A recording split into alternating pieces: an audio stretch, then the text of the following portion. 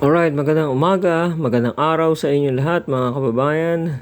Luzon, Visayas, Mindanao. Welcome naman po sa ating panibagong vlog dito sa Talking Toshi Sports.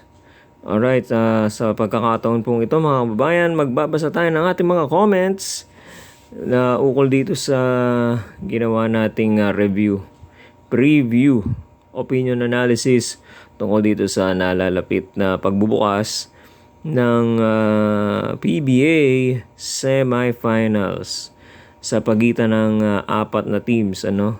Well, sa pagitan ng dalawang teams, dalawang pares. So, apat sila, no? Barangay Nebra San Miguel versus San Miguel Beermen at itong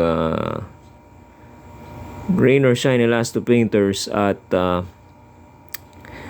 TNT Tropang 5G. Unahin natin ito mga kabayan. Simulan na natin.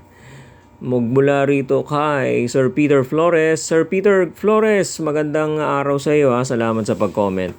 Mas exciting panoorin ang Ross at TNT. Kasi hindi sila sister team. Isang team na pinabili lang ng suka, sabi ni Coach Ieng Giao, at isang team na bumili ng mga players. Tingnan natin kung sino ang papalarin. Ayan. Oo nga naman mga kababayan. Sir Peter, exciting kapanapanabik ang serye ng Ross at saka TNT kasi sa serye yan, makikita natin yung resulta ng kumbaga sa training, no? Kung masasabi ba nating kung masasabi man natin na training, yung pinagdaanan ng Rain or Shine noong dalawang konferensya.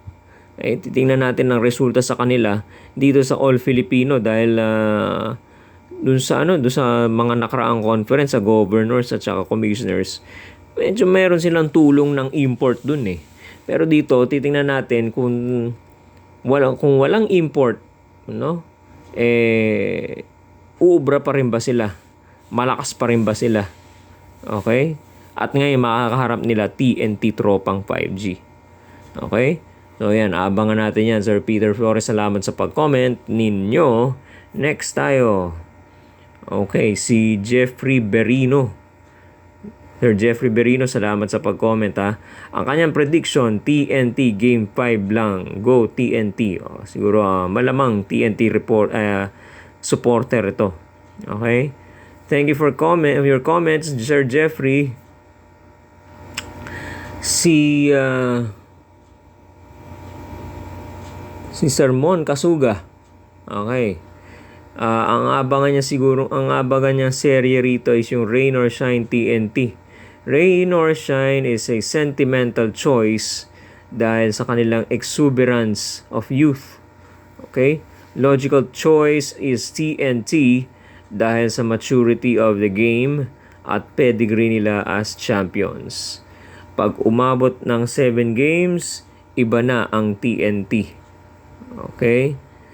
Yan. So, abangan niya rito yung yung serye ng Ross tsaka TNT. At para sa kanya, sentimental choice ang Ross, Kasi nga naman, matagal nang hindi nag-champion itong Rain or Shine, So, talagang very, kung mag-champion man sila, outpouring of emotions is very high, Okay? At kung mag-champion man sila, yung youth, kabataan, ang mananaig. Okay? Laban dito sa TNT na may experience at matured. No? Pero titingnan natin kasi itong Rain or Shine, nag-mature na nga ba? Ayan, test yan. Pagsubok ngayon sa kanila yan sa darating na serye. Okay? Titingnan natin kung nag-mature na nga ba itong mga bata. Okay, bata pa rin sila masasabi pero may maturity period yan eh. Okay? So, tingnan natin kung nag-mature na ba talaga sila at handa na ba talaga silang sumabak sa mas malalaking hamon. Okay? under the mentorship of Coach Yeng Giao. Next po tayo sa Sir Marlon. Sir Marlon, kamusta po kayo? Marlon Mabilang or Mabilan. So, ellipse lang ito. Hindi ko na nakita kung basta si Sir Marlon yan. Suki natin yan. Tapos ngayon ang TNT sa Ross, sila ang maglalaglag sa TNT. Okay? Malakas din ang ang tiwala ni Sir Marlon sa rain or shine, tingnan natin, no? Thank you very much for your comments, Sir Marlon. Okay. Si Sir Lope, umpisahan natin dun sa mahaba kasi ito yung unahan niya, no? Okay. Sabi ni Lope, hello sir, good afternoon. Rain or shine versus TNT. Tingin ko mahihirapan ang TNT sa Ross. Okay? Wag lang magpapaiwan sa TNT. Palagay ko may tulog ang TNT. Tingnan ninyo, lahat ng players ng Rain or Shine tumitira sa labas. Kahit yung mga big man nila. Alright? Dito naman sa SMB Ginebra, tingin ko po pipili na lang ang SMC. Talagang pipili na lang no? Kasi pareho namang pumapasok lagi sa semifinals sa finals yan, So si Longhair siguro ang mamimili rito. Okay? Sabi ni Lope, mamimili na lang daw ang SMC kung sino ang kanilang dadalhin sa finals. Depende na lang sa kanila kung sino mananalo sa kabilang bracket. Ito naman po opinion ko lang, of course, Ginebra pa rin daw siya. Okay. Solid supporter ng Ginebra, Gene Kings, Isa pa raw, tingin ko dyan ang strategy ng Barangay Ginebra, bibilisan nila ang laro. Okay? Yun lang ang nakikita kong paraan para maisahan nila ang SMB kasi nga meron silang malaki. At itong si Junmar Fajardo. Okay? So, fast break, ang paraan para makaisa, malusutan ng Ginebra ang San Miguel Beermen. Thank you very much, Lope. Okay, suki natin si Sir Roberto Doctolero, si RD.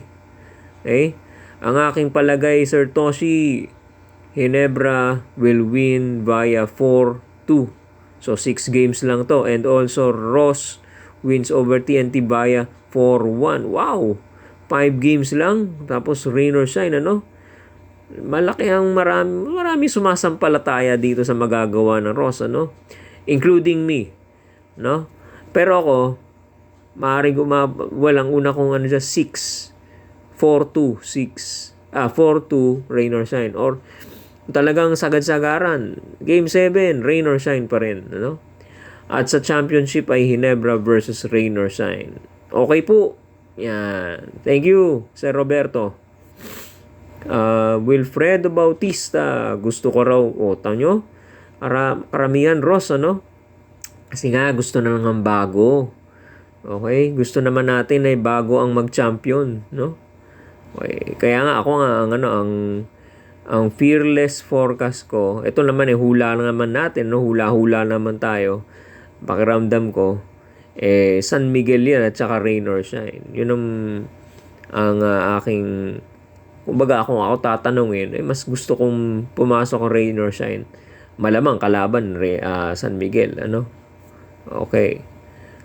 Si Sir Erwin Santiago. Sir Erwin, thank you for your comments, Ang rain or shine, ang kaabang-abang panoorin kung paano didiskartehan ni Coach Yeng Giao na tapatan ang TNT sa kabila ng kakulangan ng big men due to injury. Okay, nga naman, wala si Bo Belga, Okay?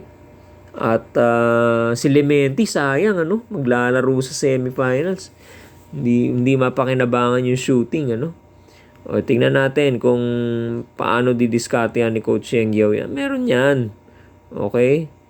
O, kaya nga sabi ko nga sa inyo, iba ang sitwasyon ng TNT tropang 5G noong conference ng commissioners at saka governors dahil may RHJ sila. Okay? Ngayon, walang RHJ, walang Jason Castro, wala pang Rain ng Batak. Okay? Pero, kahit pa paano, may JH ka. May Jordan heading ka. Yun nga lang, medyo mayroong sumusumpong-sumpong yung back spasms. Okay? Pero at least, may reinforcement ka pa rin na nakuha doon sa trade. No? Na sabi ng iba, naisahan ng TNT. Naisahan ng TNT ang Converge Fiber Xers. Dahil hindi na papirma ng Converge si Mikey Williams. Okay? So, rain or shine daw, abangan ni Sir Erwin ng rain or shine. Okay? Kung paano didiskartehan ni Coach Yeng Giao, no? Ang TNT dahil walang big man, no? Walang legitimate big man ang rain or shine, ano? Oo nga naman, ano? So, paano didiskartehan ni Coach Yeng Giao? Abangan natin sa susunod na mga oras dahil magsisimula na ang semifinals ng Season 49 PBA Philippine Cup.